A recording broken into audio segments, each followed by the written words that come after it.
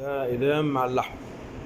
المكونات طبعا دي لحم غنم بالعظم، قطع صغيرة اهي. ده الطاجن اللي هنسوي فيه، تنفع حلة عادية وينفع ده. ده بيستوي على النار أو في الفرن مفيش مشكلة. عندي توم مفروم، أنا بعمل التوم بقشره على المفرمة، كزبرة، بصل، صلصة، طماطم، ملح، فلفل، بهارات مشكلة، ودي خضار مجمد مفكوش. نبتدي. بسم الله الرحمن الرحيم. البصل، اللحم،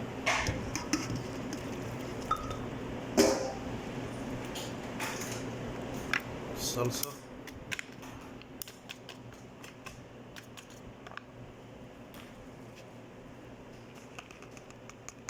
مش مهم الترتيب بس أهم حاجة البصل من تحت. معلقة ملح، الملح ده ملح هنا بيقول عليه ملح عصب خشن. معلقة فلفل، ومعلقة توابل مشكلة.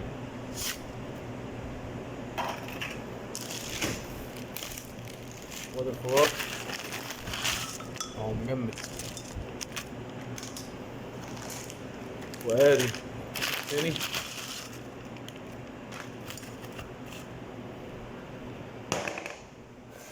دول 5 حبات طماطم اهم بالمية بتاعتهم، زودت مية طبعا.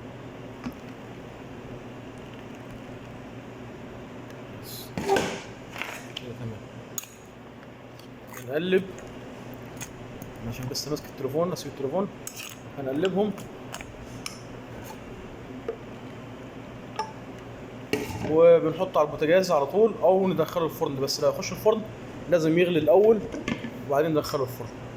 على البوتاجاز هيغلي 5 دقايق، اول ما بيبدا يغلي نهدي عليه النار. تمام.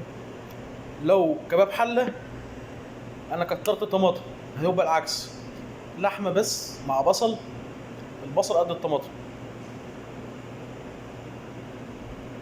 ونقلل الصلصه. تمام، لان هو البصل لما بيستوي بيدينا اللون اللي احنا عايزينه.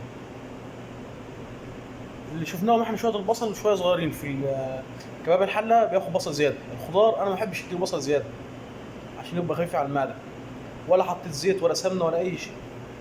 تمام. ينفع بالدجاج، ينفع بالدجاج نفس ده بالظبط، نفس الطريقه. خلاص. وبيستوي في نفس الوقت.